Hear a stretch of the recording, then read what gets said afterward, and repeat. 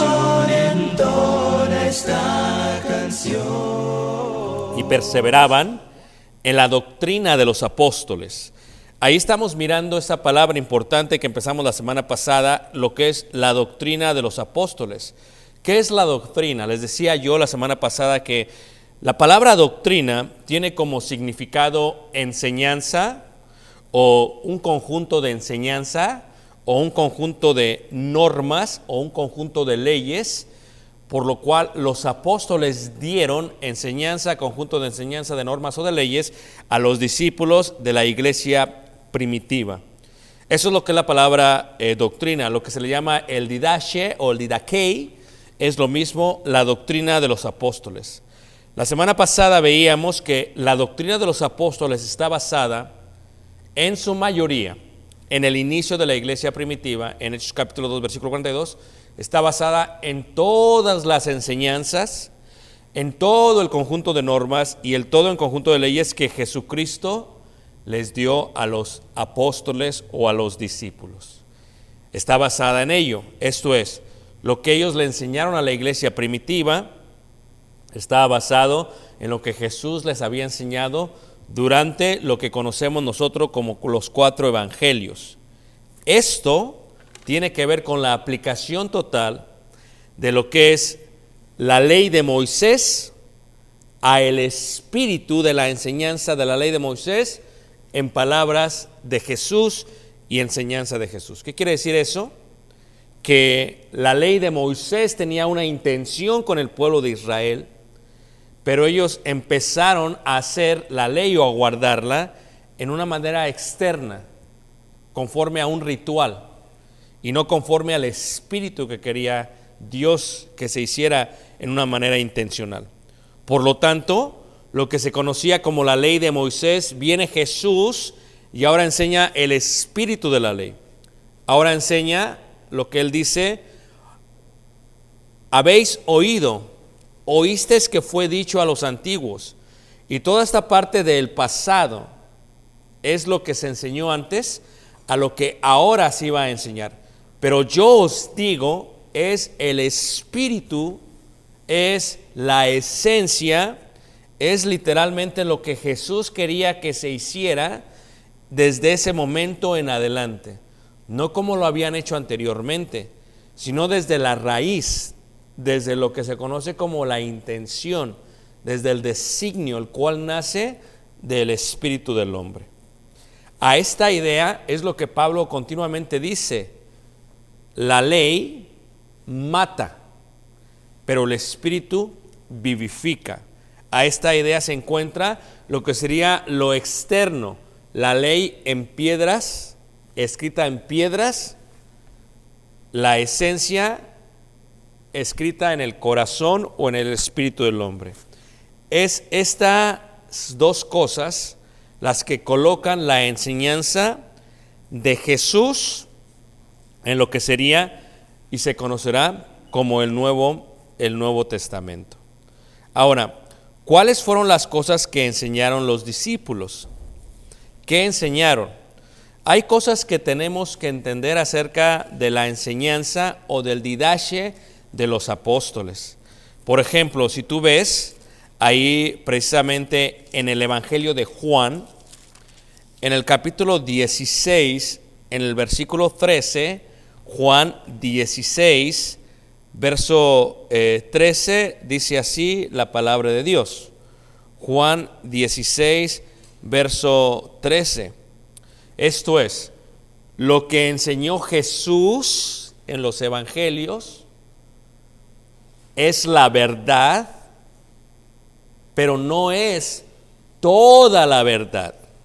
Voy a repetir este concepto que es muy importante entenderlo para la doctrina de los apóstoles, para el didakei de los apóstoles. Lo que enseñó Jesús en los evangelios es la verdad, pero no es toda la verdad. ¿Ok? Toda la verdad vendría a ser enseñada por el Espíritu Santo a través de los apóstoles y a través de los profetas, para que se enseñara toda la verdad.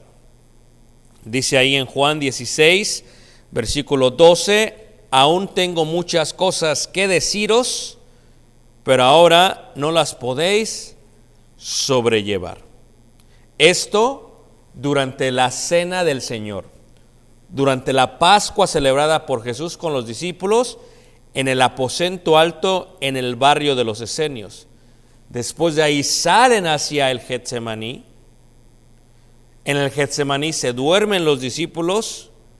Jesucristo ora, se levanta, los exhorta, vuelve a orar, vienen, lo toman preso y se lo llevan.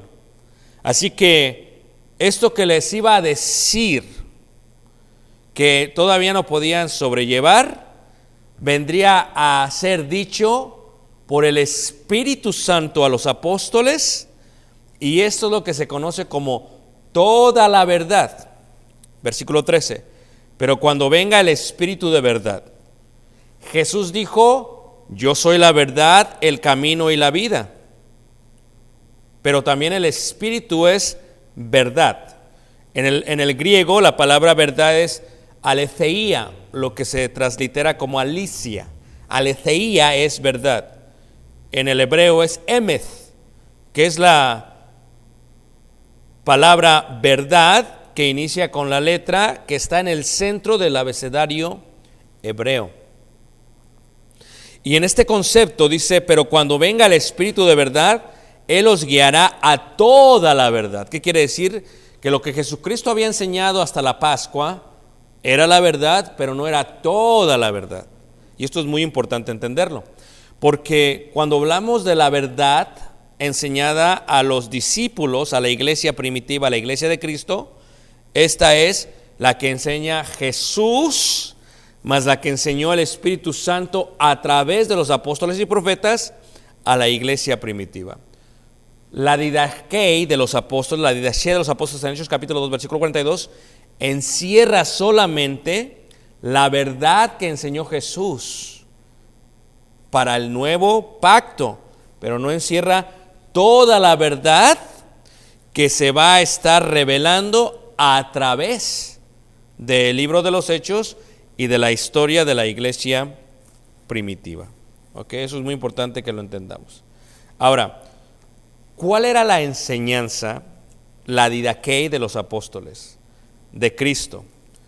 Vamos a ver dos cosas fundamentales el día de hoy. Primero vamos a mirar lo que es el fundamento, el cimiento de la verdad. Repito, miraremos primero el fundamento, el cimiento de la verdad. ¿Ok? Después empezaremos a mirar lo que son las columnas de la didaquei de los apóstoles. Lo que son las columnas de la didaquei de los apóstoles. Así que vamos a ir primero y vamos a ver algo que es muy, muy importante. ¿Ok? Vamos a ir primero a Romanos, donde se dio la lectura en el capítulo 10. Vamos a ir a Romanos en el capítulo 10. Romanos, capítulo 10. ¿Todo bien? ¿Tampoco está transmitiendo? Romanos capítulo 10, en el verso 1 al verso 10. Ahora, ¿cuál es el fundamento de la doctrina de los apóstoles? Que Jesucristo, que Jesús de Nazaret es Hijo de Dios y en el contexto cultural hebreo es Dios. Eso es el fundamento de la doctrina de los apóstoles. Y por eso ellos trataron a través del libro de los Hechos y de las cartas de explicar este fundamento de la doctrina de Cristo. Para nosotros gentiles no es muy difícil aceptarlo y comprenderlo, pero para el judío era muy complicado. Romanos 10, versículo 8 dice ahí, mas, ¿qué dice? Cerca de ti está la palabra en tu boca y en tu corazón. Esto se menciona en Deuteronomio capítulo 30, versículo 14. Este concepto en la carta de Romanos es algo que se le está explicando a los judíos. Y dice, esta es la palabra de fe que predicamos. Pablo se enfoca en los judíos ahora, ya no en los gentiles, solamente en los judíos. Que si confesares con tu boca que Jesús, Yeshua, Jesús es el Señor. Para ellos era algo muy difícil de aceptar, porque para ellos decir Jesús es el Señor, es decir, Jesús es Dios. Nosotros, en nuestro idioma, la palabra Señor se utiliza de maneras muy simples y humanas, como por ejemplo decir el señor Ricardo, el señor Antonio, el señor Héctor. Pero para el judío, decir Señor es decir Adonai, que significa Dios. Y el fundamento de la doctrina de los apóstoles es esta: que confesaran los judíos, como nosotros lo hemos hecho, que Jesús, que Yeshua de Nazaret es Dios, es el Señor. Y creyeres en tu corazón que Dios le levantó de los muertos, serás salvo, porque con el corazón se cree para justicia, pero con la boca se confiesa para salvación. Fíjate qué interesante este concepto. Fíjate qué interesante este concepto. Vamos a ir, si Dios permite también, vayamos a Mateo capítulo 16. Mateo capítulo 16. Y veremos 16, versículo 17. ¿Ok? 16, versículo 17. Cuando miramos a la iglesia primitiva, la enseñanza o el didaquei de los apóstoles estaba basado en comprobar que Jesús era Dios, el Hijo de Dios, y que Yeshua, que Jesús de Nazaret, era por el quien se había escrito toda la profecía y todo el Antiguo Testamento o la ley de Moisés. En Mateo 16, en el versículo, leeremos el versículo 13, dice: viniendo Jesús a la región de Cesarea de Filipo, preguntó a sus discípulos diciendo: ¿quién dicen los hombres que es el Hijo del Hombre? O sea, ¿quién dicen los hombres que es el Hijo del Hombre? O sea, el hijo de José. José, su padrastro. Pero realmente porque los hombres no podían aceptar que Jesús era hijo de Dios todavía. Por eso es importante que la pregunta es el Hijo del Hombre. Primero, versículo 14. Ellos dijeron, unos Juan el Bautista, otros Elías, otros Jeremías o algunos de los profetas. Lo que los hombres no podían negar era que lo que estaba haciendo Jesús, las señales, prodigios y milagros que hacía Jesús, tenían que ser de un profeta. Por eso Jesús pregunta, ¿quiénes dicen los hombres que es el hijo de José? O sea, yo. Dicen, unos dijeron Juan el Bautista, otros Elías, otros Jeremías, otros los profetas. Y Jesús le pregunta a los discípulos, él les dijo, ¿y vosotros quién decís que soy yo? Respondiendo Simón Pedro dijo, fíjate, lo que dice Simón Pedro es el fundamento, es el cimiento de lo que ha de ocurrir. Tú eres el Cristo, el Hijo del Dios viviente. ¿Ve la pregunta que ellos hacen? Es referente a ¿quiénes dicen los hombres que es el Hijo del Hombre? Ahora, ve la pregunta que contestan ellos.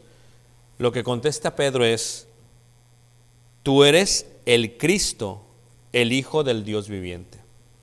En este sentido, lo que está enseñando la Escritura, lo que está diciendo la Escritura, es que Jesús no es solamente hijo de José según se creía.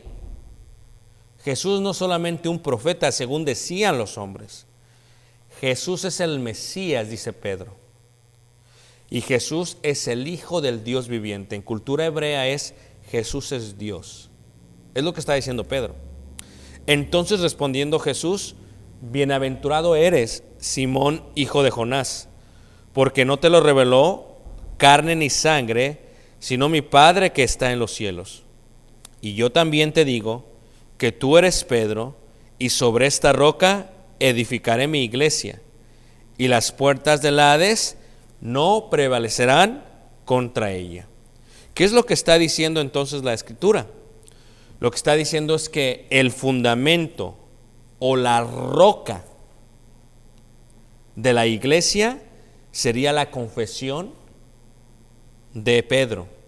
Una confesión no humana, una confesión no porque se la dijeron los hombres, una confesión porque vino directamente de Dios.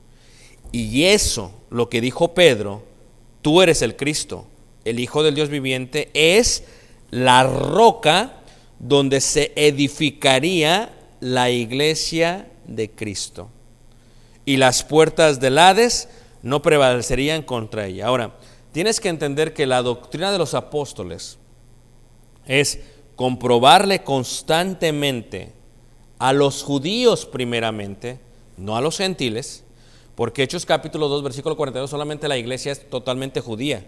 Sí había hebreos y prosélitos, pero eran judíos. Tienes que entender totalmente que lo que enseñan los apóstoles es que todas las profecías de los profetas y las palabras dichas por la ley de Moisés se están cumpliendo en Jesús. En este sentido, el fundamento de la doctrina es que Cristo es el Señor, que Jesús es el Cristo y que Jesús es el Mesías, que por tanto tiempo estaban ellos esperando. Lo que tenían que hacer los apóstoles era comprobarle a los judíos que Jesús, que Yeshua de Nazaret es primero el Cristo y que Yeshua es Dios. Esto es, el fundamento, la roca, el cimiento de la iglesia primitiva, de la didaque, de la doctrina de los apóstoles es que Jesús es Dios y que Jesús es el Mesías. Pero ¿cómo le hacen? Por eso ves que en el libro de los Hechos, en las cartas de los apóstoles y también en Hebreos, constantemente se hace referencia de profecías de los profetas y de versos de la ley de Moisés para ver que Jesús es Dios. Por ejemplo, te voy a dar ejemplos solamente para que lo veas.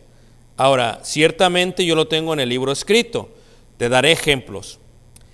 Jesús es descendiente de Israel y por lo tanto será el Cristo. Se menciona en el libro de la ley en Números 24, 17 y 19, en el profeta Isaías 11, versículo 1 y en el profeta Isaías 49, 7. Y el Espíritu Santo lo afirma en Hebreos 7, 14. La ley de la doctrina de los apóstoles es confirmar que Jesús es el Cristo. Otra está, por ejemplo, que Jesús sería descendiente de los patriarcas Abraham, Isaac y Jacob. Esto está en Génesis capítulo 12, versículo 2 y Números 24, versículo 17.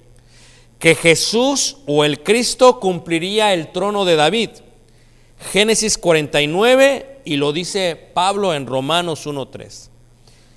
Que Jesús es la luz del mundo, lo dice el profeta Isaías 49:6 y lo repite el Evangelio de Lucas 2:32.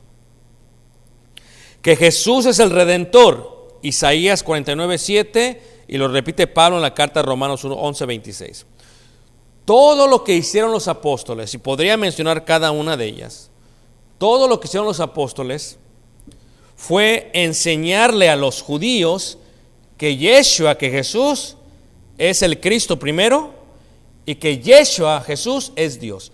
Y toda la doctrina de los apóstoles, el fundamento, la piedra, el cimiento está basada en que eso es así. Que lo tienes que confesar con la boca, pero que lo tienes que creer en el corazón. Eso para el gentil no es difícil, pero para el judío era muy complicado. Por eso nos damos cuenta que los apóstoles están haciendo referencia constantemente a ello. Pablo dice, lo que dijo Isaías, Pablo dice, pero está escrito así allá en el profeta de Ezequiel. Pablo dice, pero así está en Miqueas. Y todo esto que iban a hacer en Nazaret, escrito en Miqueas. La matanza que hubo en Belén, escrito en Jeremías. Que se iría a vivir a Egipto, escrito en el profeta Oseas. Que el Espíritu estaba sobre él, escrito en el profeta Isaías. O sea, el didaquei de los apóstoles es, vean a través de todo el Antiguo Testamento lo que se dice de Jesús. Este Jesús de Nazaret es Cristo y es Hijo del Dios viviente. Si tú crees con tu corazón en ello y lo confiesas con tu boca, tú entonces has sido justificado o pasado a ser justificado y continuar con el bautismo.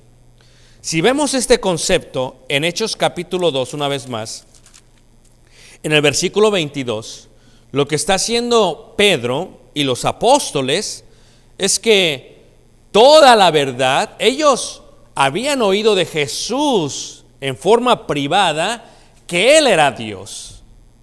Cuando en el aposento alto, donde en el triclinio, como le dijo, yo soy la verdad, el camino y la vida. Le dijo Felipe, muéstranos al Padre. Le dijo Jesús, ¿cuánto tiempo estoy con vosotros? Jesús es el Padre.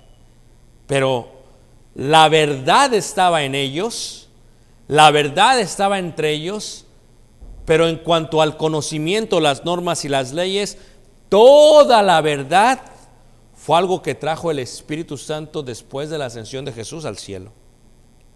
Hechos 2:22, esto es lo que está haciendo Pedro, convenciendo, argumentando por medio del Espíritu Santo que Jesús de Nazaret es Hijo de Dios y que es el Cristo. Dice Hechos 2:22, varones israelitas, oíd estas palabras, Jesús Nazareno. Fíjate cómo le menciona Jesús Nazareno, porque todos los que estaban escuchando el día del Pentecostés, todos ellos no podían aceptar que Jesús, que Yeshua de Nazaret fuera el Cristo. Y eso es lo que Pedro está predicándoles. Ese es el fundamento de la doctrina de los apóstoles. Y dice, varón aprobado por Dios entre vosotros, con maravillas, prodigios y ¿qué? Y señales. ¿Por qué? Porque los judíos, la única manera que creían si alguien venía del cielo o si alguien era profeta de Dios, era que fuera firmado o aprobado por señales que fueran sobrenaturales. Por eso cuando Nicodemo viene a Jesús, Juan capítulo 3, versículo 3 al 5, le dice, sabemos que vienes de arriba, porque las señales que haces, por las señales que haces. En primera carta de Corintios capítulo 1, versículo 22, declara la petición constante de los discípulos. Dice, porque los judíos piden señales. Y Jesús, dice Pedro aquí en Hechos 2:22, fue aprobado por Dios. ¿Cómo? Con maravillas. ¿Cómo? Con prodigios. ¿Cómo? Con señales que Dios hizo entre vosotros. Ahora, fue aprobado por Dios, Yeshua, Jesús de Nazaret. ¿Cómo? Por señales, prodigios y milagros que Dios mismo había hecho entre ellos. Si Jesús no era de Dios, o si Jesús no era Dios, no hubiera tenido las señales. Pero está diciendo Pedro que Jesús era Dios, porque dice que Dios hizo entre vosotros por medio de Él, como vosotros mismos que sabéis. ¿Y cuál es la contestación de ellos? Cuando escuchan el sermón, versículo 36, dice Pedro, sepa pues ciertísimamente toda la casa de Israel, Beit Ha Israel, la casa, la familia, todos los descendientes de Israel, que a Jesús sigue utilizando el nombre de Dios entre vosotros. Porque ¿qué significa Jesús? Jehová nuestro Salvador. ¿Y qué significa Emmanuel? Dios entre vosotros. ¿Y quién es Jesús? Sino Emmanuel, sino el Salvador entre nosotros. Dice que a Jesús, quien vosotros crucificasteis, Dios le ha hecho, ahí está, Adonai, Señor. Romanos 10:8. O sea, tenías que confesar con tu boca que Jesús es ¿qué? El Señor. Ese es el fundamento, y no solamente el Señor, porque decir que es el Señor es decir que es Dios, es decir que es Adonai, porque la palabra Señor se traduce del hebreo Adonai, que es la palabra que se traduce del hebreo Jehová o Yahvé. Yahvé, Adonai, Señor es lo mismo en el contexto hebreo. Decir que Jesús era Señor es decir que Jesucristo es Adonai, y es decir que Jesucristo es Jehová. Ese es el contexto. Para que los judíos lo aceptaran era muy difícil. Y dice que este Jesús, a quien vosotros crucificasteis, Dios, Elohim, le ha hecho Señor, ¿y qué? Y Cristo. Por lo cual se comprueba a través de todas las profecías que los apóstoles decían. Y esto es lo que están diciendo. Ahora, hay algo interesante acerca de esto, y esto es una de las primeras columnas de la enseñanza de los apóstoles. Ya hemos dicho que la piedra angular, que la piedra, y esto podemos ver después un poquito más, que el fundamento es Cristo. Cristo es el fundamento. En primera carta de Corintios 3:11 dice que nadie puede poner otro fundamento que ya está puesto, el cual es Jesucristo. Cristo es el fundamento, nadie puede ser. Él es la piedra del ángulo. ¿Okay? Porque hay diferencia entre la piedra del ángulo y la piedra angular. De eso tengo mucho que decir y poco tiempo de explicar. La piedra del ángulo es la primera piedra que se coloca para edificar un edificio. Es el cimiento. Y la piedra angular es la que se coloca al final de un arco. Es la piedra final que se coloca al final de toda la casa. Jesucristo es la primera piedra y es la última piedra. Jesucristo es la piedra, Él es toda la verdad. Yo soy la verdad, dijo Él. Él es el inicio, Él es el fin, Él es el primero y el último, Él es la alfa y la omega. En este sentido y en este contexto, lo que tenemos que entender que este es Jesucristo. Ahora, cuando vemos a Jesús, uno de los grandes problemas que teníamos era, Jesús es el fundamento, pero el gran cambio que hubo en los israelitas es este, que sucede aquí, que la columna es los apóstoles vienen a reemplazar el Sanedrín. Fíjate, cuando los judíos escuchan esto, era por ley que los judíos tenían que ir al sumo sacerdote y al Sanedrín a preguntarles. Pedro está predicando en el patio de los varones, en el patio de las mujeres, el patio de los gentiles. Entonces todos lo escuchan a Pedro y dice: sepa ciertísimamente toda la casa de Israel que a este Jesús que habéis crucificado, Dios lo ha hecho Señor y Cristo. Eso, como consecuencia, para el Sanedrín es blasfemia, porque fue lo que Jesús les había dicho al Sanedrín, por eso lo crucificaron. Yo soy el Hijo de Dios. ¿Eres tú el Hijo de Dios? Dice, tú lo has dicho.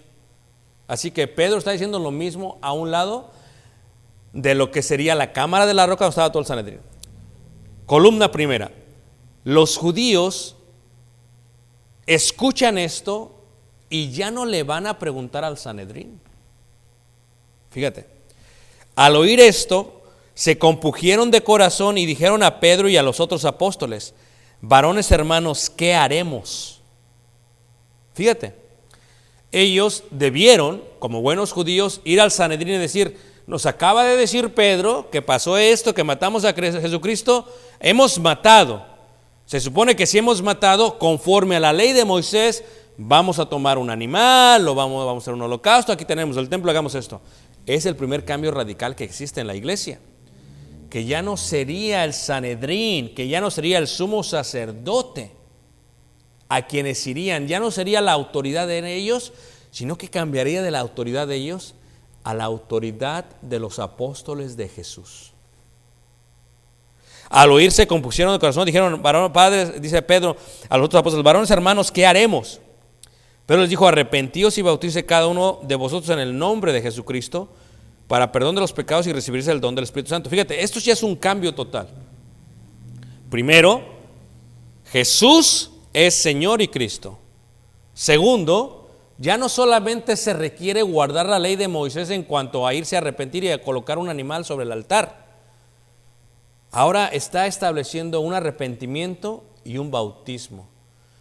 Ya no como estaban acostumbrados los judíos a purificarse debajo de las faldas del monte Moría donde estaba el templo, sino que este bautismo se hacía en el nombre de Jesucristo Y por primera vez se empieza a colocar esta idea sobre la iglesia primitiva.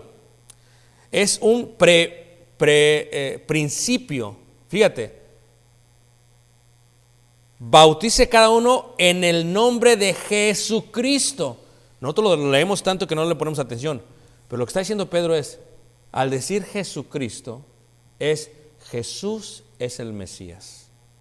Yeshua Meshiach, Jesucristo, en el nombre, con la autoridad que nos dio a nosotros los apóstoles, que nos enseñó a través de su enseñanza, ir y predicar el evangelio y bautizarnos en el nombre del Padre y del Hijo y del Espíritu Santo, que fue lo que Jesús les enseñó a los apóstoles después de la resurrección, que era parte de toda la verdad, dice ahí, en el nombre de Jesucristo. Y por primera vez empiezan a enseñar y a entender esta idea de, ya no solamente es Cristo, el Mesías, ahora es Jesucristo, reclamando que Jesús es el Mesías y por hecho Hijo de Dios. Este es el fundamento, lo cual pasan a ser todos. Y versículo 42 dice, y perseveraban en la doctrina de los apóstoles. O sea, ¿qué le enseñaron los apóstoles a la iglesia primitiva? Primero tuvieron que afirmar y reafirmar que Yeshua, que Jesús es el Cristo. Ellos lo creyeron, sí, pero ¿cuál era su enseñanza? Vean todo lo que dijeron los profetas, vean todo lo que se dice en la ley de Moisés acerca de Jesús el Cristo. Este es parte del fundamento, pero ahora viene ya otro aspecto, el aspecto de qué fue lo que les enseñaron, qué significa con toda la verdad. Ahora, miraremos esta parte de la autoridad de los apóstoles y fíjate cómo dice ahí Hechos en el capítulo 2, versículo 42. Dice, y perseveraban en la doctrina de los apóstoles. Ya hubo un cambio. Siguieron guardando la ley de Moisés, sí, pero ahora estaban perseverando en la enseñanza de los ¿qué? De los apóstoles. ¿Ok? Ya hubo otro cambio también importante. El otro cambio es que ahora empezaron a dejar de ir al Sanedrín y empezaron a ir a los apóstoles. ¿Quiénes? Ya no todos los judíos, sino ¿quiénes? Aquellos judíos que habían venido a ser cristianos o que habían venido a ser bautizados en el bautismo de Jesucristo o conforme al patrón, a la autoridad que había dado Jesucristo. Por ejemplo, podemos ver esto en varios aspectos en cuanto a la autoridad. Si miras tú, por ejemplo, ahí en Hechos 2:37, dice así, fíjate el cambio que hay.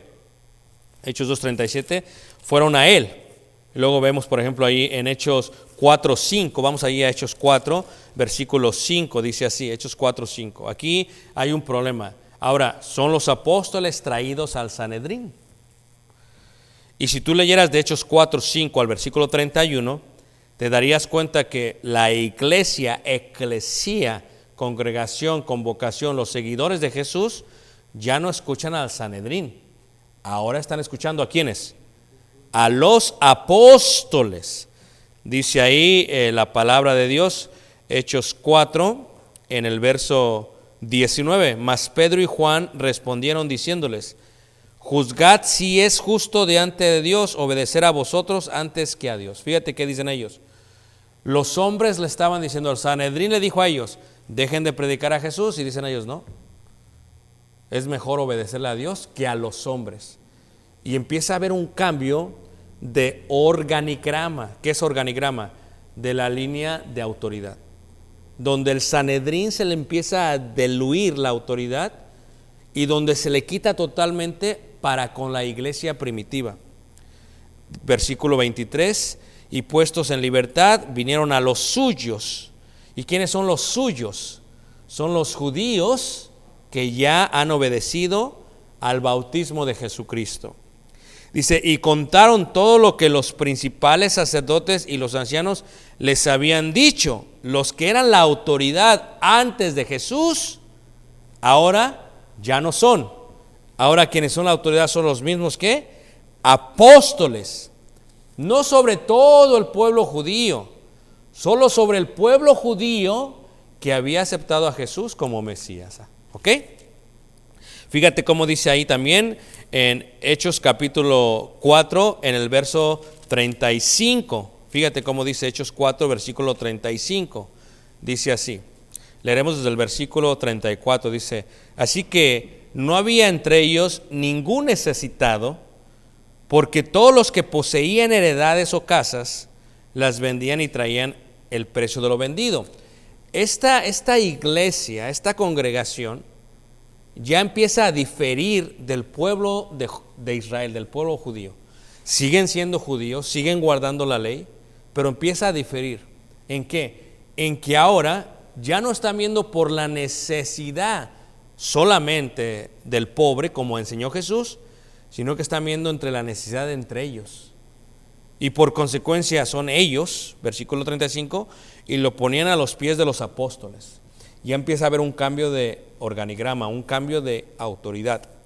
Ya no va a ser al Sanedrín, ya no va a ser a los sacerdotes a quien llevamos esto, ahora lo llevamos a los apóstoles. Y serán ellos quienes tienen la autoridad, los que continuarán y harán con lo que les hemos entregado lo que ellos quieran. Dice, y se repartía a cada uno según su ¿qué? Su necesidad. Seguimos viendo este cambio de autoridad. Fíjate cómo dice Hechos capítulo 6 en el versículo 1. Hechos 6, versículo 1. En aquellos días, como creciera el número de los discípulos, fíjate, en Jerusalén encontramos un pueblo judío, un pueblo de Israel, pero ya en Jerusalén encontramos un pueblo judío que guarda la ley de Moisés y todavía no ha creído en Jesús como el Mesías, y encontramos un pueblo judío que ha creído en Jesús de Nazaret como Cristo y como Señor, que le sirve a Él y que ahora opera bajo la autoridad de los apóstoles. Esa es la gran diferencia entre un pueblo y otro. Y este pueblo pequeño se le empezó a llamar discípulos, seguidores de Jesús. La palabra discípulos viene de la idea seguir, de la palabra rea talihim, que significa alguien que hace lo mismo que su maestro. Como creciera el número de los discípulos, hubo murmuración de los griegos contra los hebreos de que las viudas de aquellos eran desatendidas en la distribución diaria. En la iglesia de Cristo al principio había judíos, pero esos judíos unos eran hebreos y otros eran hebreos helenistas y otros eran prosélitos. ¿Qué es un hebreo helenista? Es aquel que no habla hebreo, que solamente habla griego y se le empieza a llamar griego. ¿Qué hace la iglesia primitiva? Ya no va al Sanedrín. La iglesia primitiva empieza a entender, la autoridad ya no está sobre nosotros el Sanedrín ni el sumo sacerdote. Quien está sobre nosotros son los apóstoles. Ellos tienen la autoridad, vayamos a ellos. Permanezcamos en su didaquei, y parte de su didaquei es que ellos tienen la autoridad. Ellos son los que van a repartir. Ellos son los que van a lidiar con los juicios ahora. Ya no es el Sanedrín. ¿Y qué hicieron? Dice, entonces los 12 apóstoles convocaron a la multitud de los discípulos y dijeron, no es justo que nosotros dejemos la palabra de Dios para servir a las mesas. ¿Qué pasa? Que toda la verdad fue enseñada por Jesús, pero no toda la verdad. Conforme fue desarrollándose la iglesia de Cristo, fueron desarrollándose problemas, situaciones, cuestiones que ellos no veían antes. ¿Y quiénes enseñaron lo que se debería de hacer o quiénes enseñaron la verdad? Fueron los apóstoles, quienes eran dirigidos por el Espíritu Santo. El Espíritu Santo enseñó toda la verdad. Que la autoridad apostólica era total en la iglesia primitiva, sí. ¿Quién lo enseñó? El Espíritu Santo. ¿Ok? ¿Qué deberían de hacer en un problema como este? ¿Quién enseñó? El Espíritu Santo a través de los apóstoles. Los apóstoles dijeron, vamos a hacer esto. Escójanse entre ustedes 7 varones llenos del Espíritu Santo para que sepan qué van a hacer. Fíjate cómo dice ahí también en Hechos capítulo 15, verso 6. Entonces, toda la verdad se va desarrollando a través de la historia de la iglesia primitiva. Lo que tenemos que entender es cuando dice, y perseveraban en la doctrina de los apóstoles. En ese momento era lo que Jesús le enseñó a los apóstoles. Pero mientras la iglesia empezó a crecer y a crecer y a crecer, y con su crecimiento hubo problemas, disensiones, los apóstoles terminaron de enseñar toda la verdad, por lo cual Jesús dijo, aún no pueden sobrellevar estas cosas. Cuando venga el Espíritu de verdad los guiará a toda la verdad, y esa toda la verdad es esto que estamos viendo. En Hechos capítulo 15, en el verso 6, dice así, hay un problema, ¿ok? Empiezan a entrar los gentiles a la iglesia primitiva, y cuando empiezan a entrar, la iglesia dice, ¿qué vamos a hacer ahora?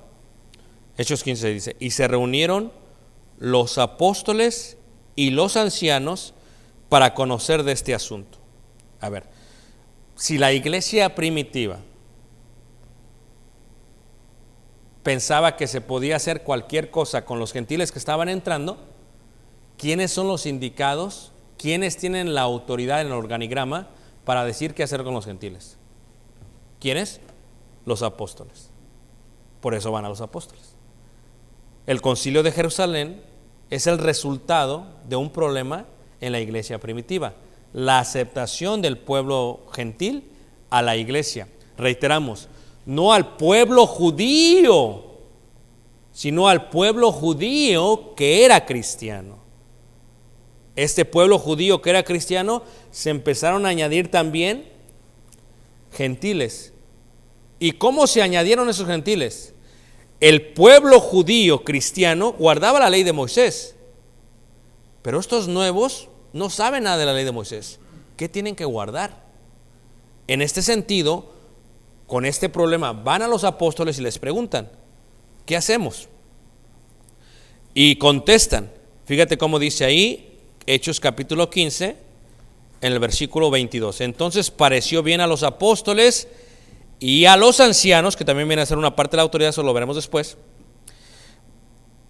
elegir de entre ellos varones y enviarlos a Antioquía con Pablo y Bernabé. Versículo 23.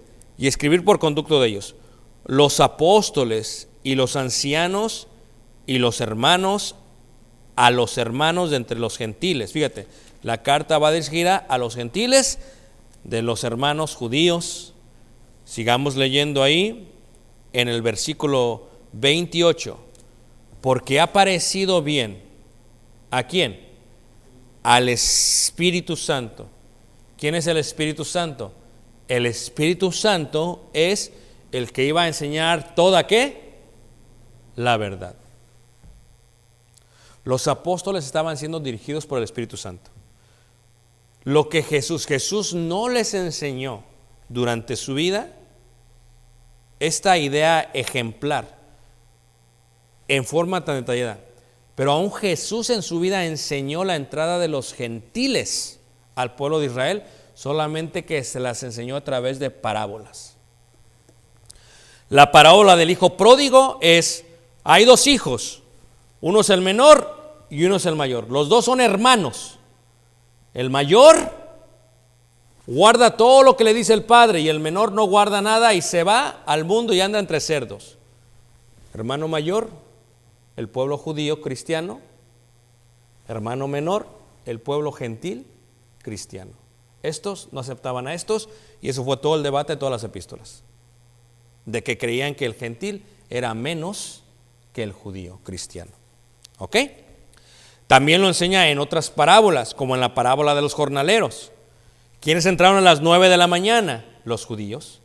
Están desde el año 1313 guardando la ley de Moisés, ¿verdad? Luego llega la iglesia de Cristo y deja meter a los judíos, a los gentiles, perdón. Estos son los que entran hasta las 3 de la tarde. Y no es cierto que tanto a los que tienen guardando la ley por tantos años como a los que empiezan a guardar la voluntad de Dios o a trabajar para Dios, ¿no es cierto que reciben lo mismo? Jesús enseñó esta entrada, pero por parábolas. Ellos no la habían entendido. Aquí el Espíritu Santo está enseñando toda la verdad. ¿Cómo? Dice ahí Hechos capítulo 15. Porque ha parecido bien al Espíritu Santo y a nosotros no imponeros ninguna carga que más que estas cosas necesarias, que os abstengáis de lo sacrificado a ídolos, de sangre de ahogado y de fornicación, de las cuales cosas si os guardéis, bien haréis, pasadlo bien. ¿Y qué son estas leyes? Lo vimos el miércoles. Son las leyes noéticas, son las leyes noáticas, son las leyes noagidas. Estas leyes Son las mismas que guardaron los seres humanos antes de que viniera la ley de Moisés, lo que se le ordenó a las 70 naciones que descendían de Noé, Sem, Cam y Jafet. ¿Ok? Ahora, pero este gran cambio que hubo, fíjate cómo lo explica Pablo, Efesios capítulo 2, en el versículo 20, Efesios 2, verso 20, dice así. Efesios es una carta escrita para los gentiles. Efesios es una carta que se escribe a ellos. Efesios capítulo 2, en el verso 20, 19 y 20, dice así. Efesios 2, 19 y 20. Fíjate cómo dice, así que ya no sois extranjeros ni advenedizos. ¿A quién le habla? A los gentiles, sino conciudadanos de los santos y miembros de la familia de Dios. O sea, Pablo diciéndole a los gentiles, ustedes siguen siendo también parte de la familia. ¿Por qué? Porque a través de Jesús pueden ser parte de esta familia. Versículo 20. Edificados sobre el fundamento de los apóstoles y profetas. ¿Cuál es el fundamento de ellos? El didakei, el didache, la doctrina. ¿Cuál es la doctrina de ellos? Siendo la principal piedra del ángulo. Ese es el fundamento. Jesucristo, Jesús Cristo, Yeshua Meshiach, Jesús Cristo mismo, en quien todo el edificio bien coordinado va creciendo para ser un templo santo. ¿En qué? En el Señor, en quien vosotros también sois juntamente edificados para morada de Dios. ¿En quién? En el Espíritu. Esta verdad que se fue declarando a través del tiempo fue declarada por los apóstoles, pero el fundamento era Cristo. Ve tú cómo dice la palabra de Dios en primera carta de Corintios capítulo 13, primera carta del capítulo 13, en el verso 9, 13, 9, dice así. Primera carta de Corintios 13, verso 9, dice así. Primera carta de Corintios 13, verso 9, dice así la palabra de Dios. Dice, porque en parte conocemos y en parte profetizamos. Pablo se coloca como un apóstol junto con los demás profetas que por el Espíritu Santo hablaban a la iglesia primitiva. Dice, nosotros en parte conocemos, en parte profetizamos. ¿Por qué? Porque todavía no se acababa de revelar toda la verdad, que terminaría cuando toda la verdad fuese revelada. Dice, mas cuando venga lo perfecto. ¿Qué es lo perfecto? Toda la verdad. ¿Qué es toda la verdad? No solamente las enseñanzas de Jesús, sino sobre todo lo que los apóstoles, profetas, dijeron después del inicio de la iglesia primitiva, el día del Pentecostés. ¿Era verdad que los gentiles iban a entrar al pueblo? Sí, pero no lo podían aceptar los judíos entre Hechos 2 y Hechos 10. Tenía que tener la revelación Pedro para eso. Ahora, ¿tenían los gentiles que circuncidarse como los judíos? ¿Que dice toda la verdad? No. Los gentiles no tienen que circuncidar, porque la circuncisión de los gentiles es el bautismo en Cristo Jesús, según Colosenses 2, 11 en adelante.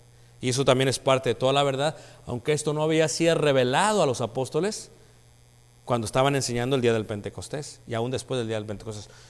Toda la verdad fue desarrollada hasta que todo lo perfecto, dice ahí, dejase que lo que en parte conocían y en parte profetizaran, terminara. Mas cuando venga lo perfecto, entonces lo que es en parte se acabará. Ya conoceremos por completo toda la verdad de Jesús, de Dios para con el mundo. ¿Y qué es toda la verdad?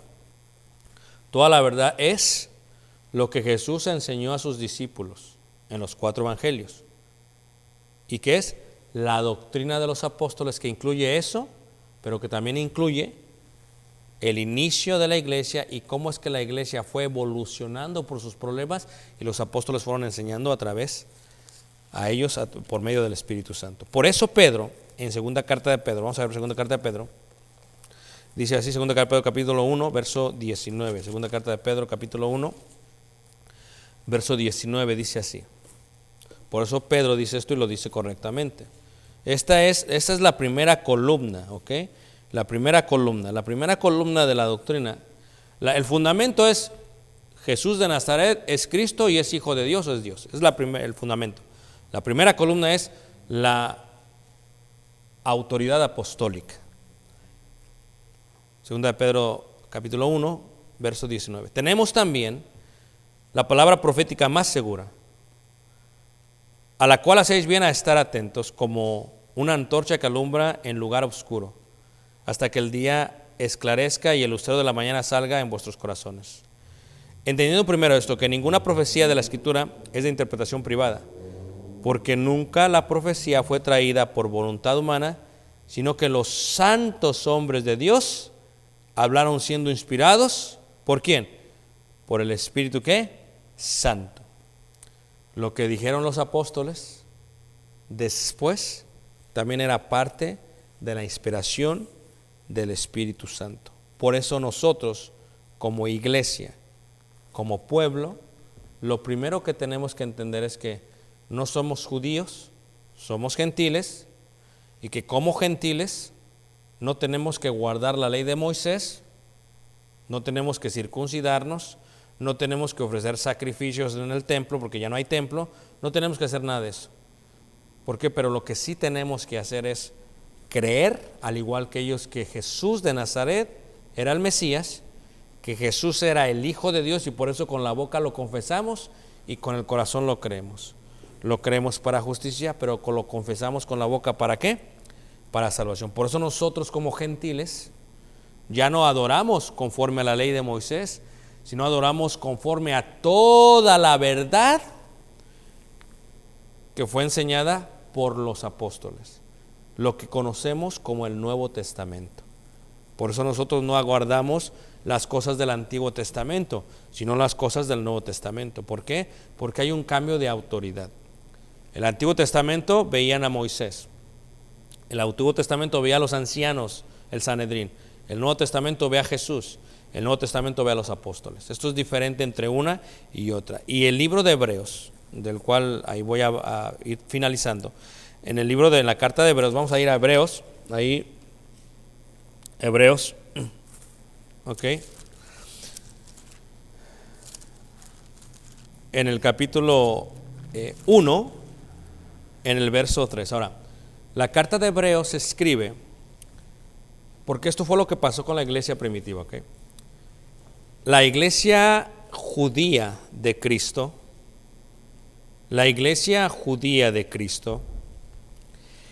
empezó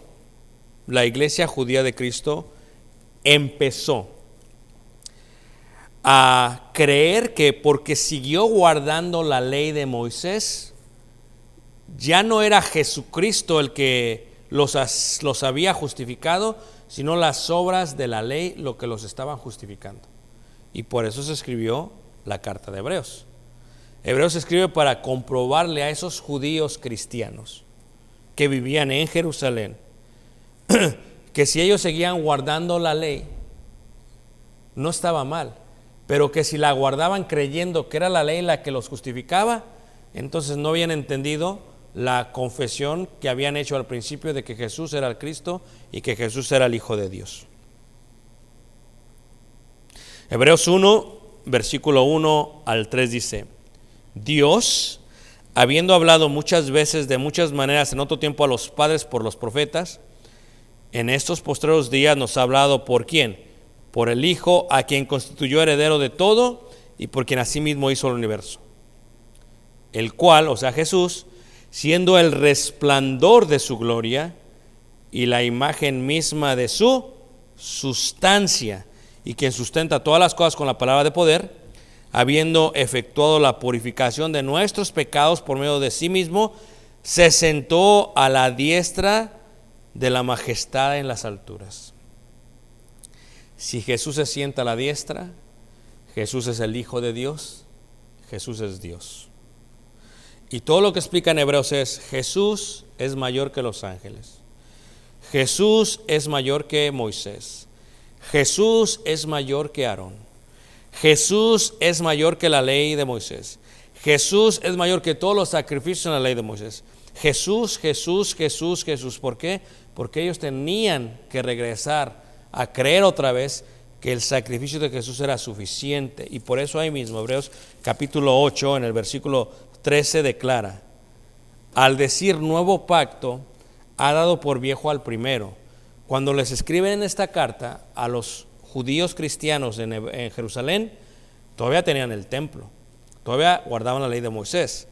Dice: al oír nuevo pacto, ha dado por viejo al primero, y lo que se da por viejo y se envejece está próximo a desaparecer. El Espíritu Santo está profetizando que ese templo que ellos iban y veían y que iban a orar todos los días, judíos cristianos, iba a ser destruido, y fue destruido en el año 70 después de Cristo. En este sentido se termina la ley de la sección sacrificial para que los judíos cristianos aceptaran que el sacrificio de Cristo era suficiente para todos y cada uno de ellos. Voy a dar unos contemplar los cielos, el firmamento y las estrellas mil, al oír tu voz en los potentes truenos y ver brillar el sol en su cenit. Mi corazón entona esta canción. Cuán grande es Dios, cuán grande es Él.